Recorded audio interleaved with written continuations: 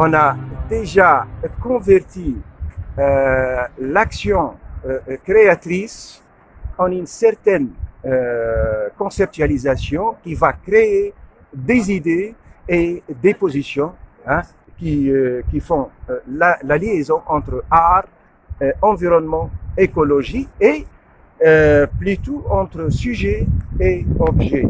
Il y a justement une certaine identification homme-nature, une certaine indépendance.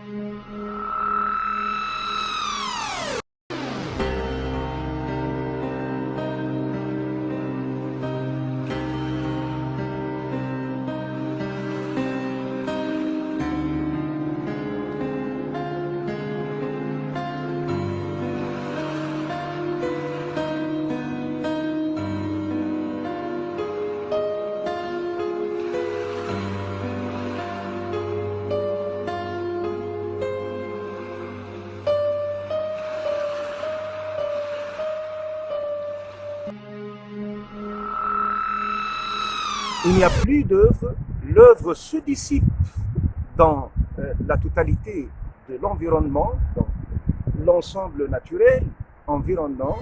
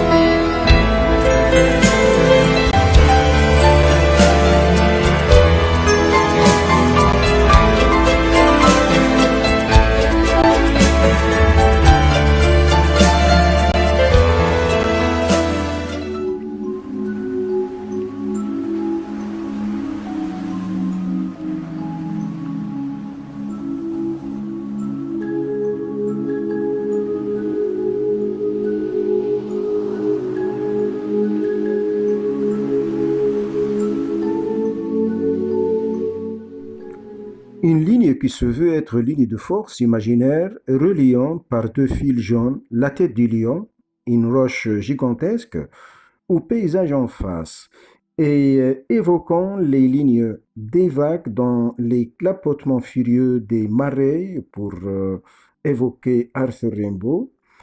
Une intervention minimaliste mais sollicite une réflexion mathématique.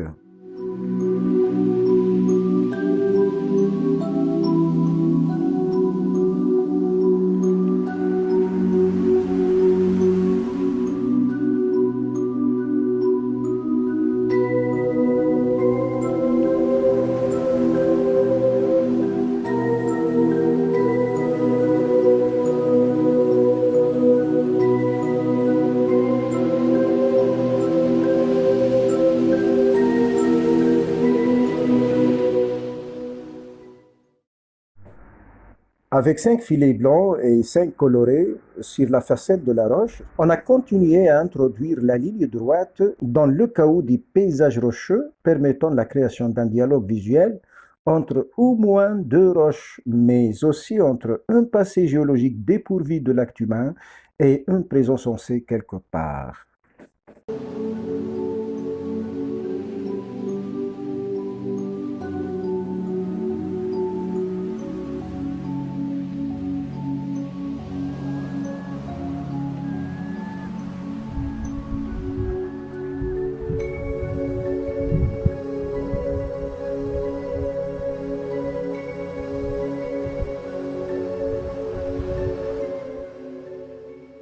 Les projections linéaires procédurales, juste pour causer une action, cet aspect linéaire, cette ligne droite, nous rappelle des applications affinées, de la mathématique, etc. Mais c'est juste pour introduire la ligne droite, hein, dans cette composition ipso facto, créée spontanément par la nature, dans des événements géologiques très anciens. Donc, il s'agit là d'introduire la ligne droite, la droiture, etc. Mais la ligne droite fait partie de la nature quand même. Il y a déjà la ligne de l'horizon, n'est-ce pas? Donc, on essaie de conceptualiser, peut-être de dématérialiser l'objet naturel pour avoir une certaine abstraction, une certaine conceptualisation, mais en fin de compte, la géométrie, l'objet intellectualisé existe quelque part dans l'expérience, en tant que produit, en tant que résultat, en tant que déduction, hein, en tant que peut-être l'effort de l'esprit pour faire penser l'objet naturel et pour donc introduire l'esprit dans la totalité de ce système dynamique, vivant, écologique, etc.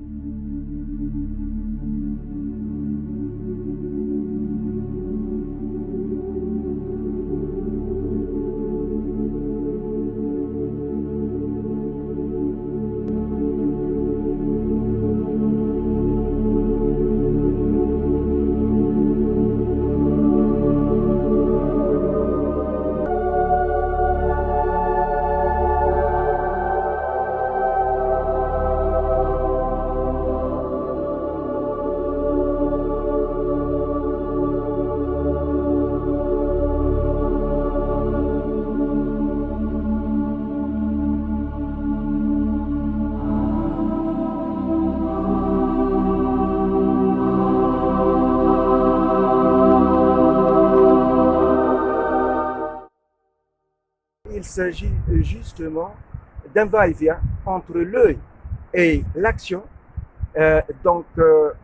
C'est l'action qui précède la réflexion. Donc, c'est le concept qui est le produit final de l'œuvre, mais c'est justement pour effacer, pour dissiper l'œuvre dans l'ensemble biotique et abiotique de l'environnement écologique et pour justement avoir quelques idées, quelques notions, quelques concepts créés par la vitalité de l'œuvre. L'œuvre comme action, comme démarche, et non pas l'œuvre comme peut-être objet.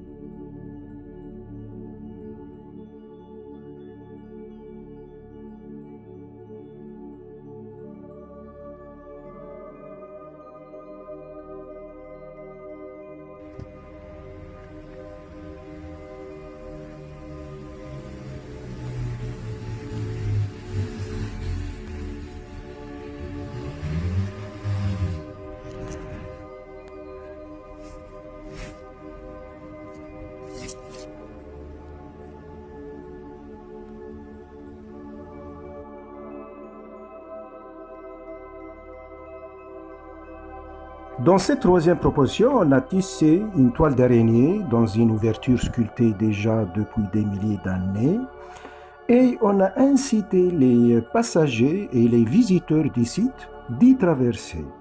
C'est par le biais de la géométrisation virtuelle qu'on a développé cette manipulation des filets pour réaliser simplement cette toile telle qu'elle est perçue dans la vie naturelle des grottes.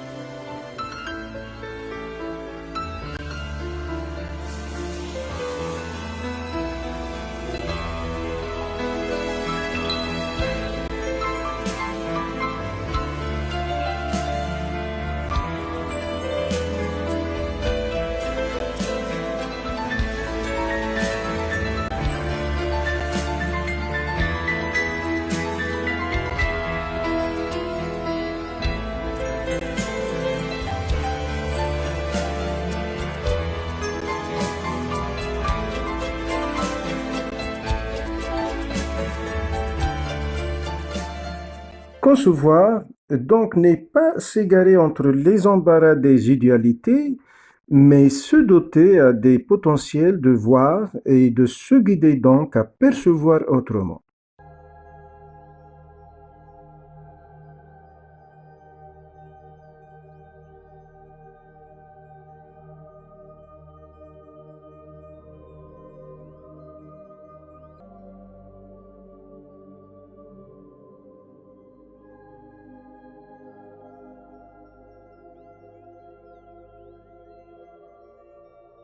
Cette toile d'araignée ne chasse pas les passagers, mais les invite à découvrir la mer en fragments, à se libérer et à vivre le sens de l'ouverture autrement.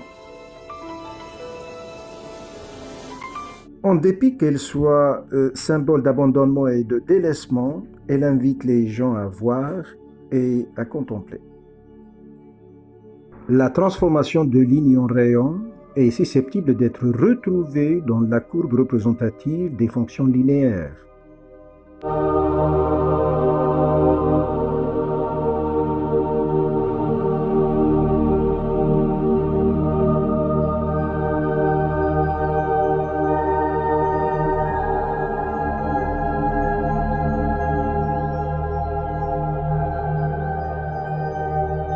Voir, percevoir, retracer et arrondir, ces actions nous permettent de rejoindre les concepts de l'harmonie universelle dont parlait Cicéron, ou l'harmonie du monde dont parlait Kepler plus tard, ou même l'ordre du monde avec Edgar Morin actuellement, et l'unité interactive du monde perceptible dont parle Edmond Couchot.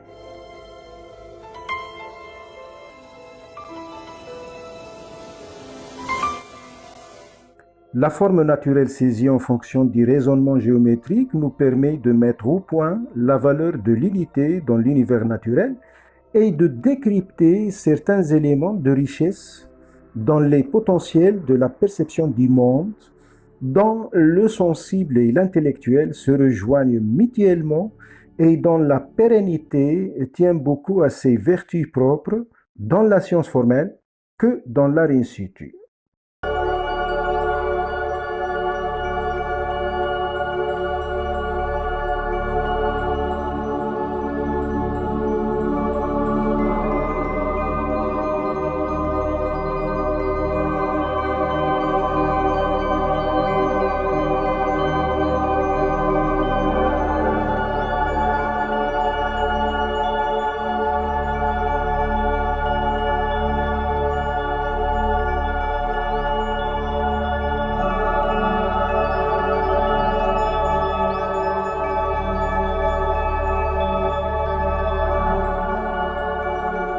Tous les théoriciens de l'art contemporain visent cet aspect de réfléchir l'art autrement, comment l'œuvre d'art donc nous incite à redéfinir l'art autrement, à penser le sens de l'art autrement.